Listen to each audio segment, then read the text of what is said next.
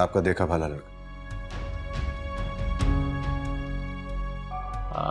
ऐसी तभी तो कहूँ कि वो रोज यहाँ पे चक्कर क्यों लगाता है, तुमसे चिपका क्यों रहता है। क्या मतलब?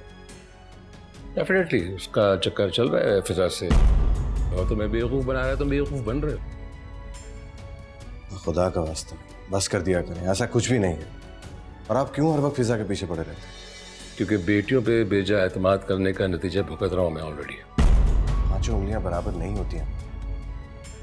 लेकिन सारी बेटियां एक जैसी ही होती हैं, नाकाबिले भरोसा। खैर, इस बारे में क्या ख्याल है आपका?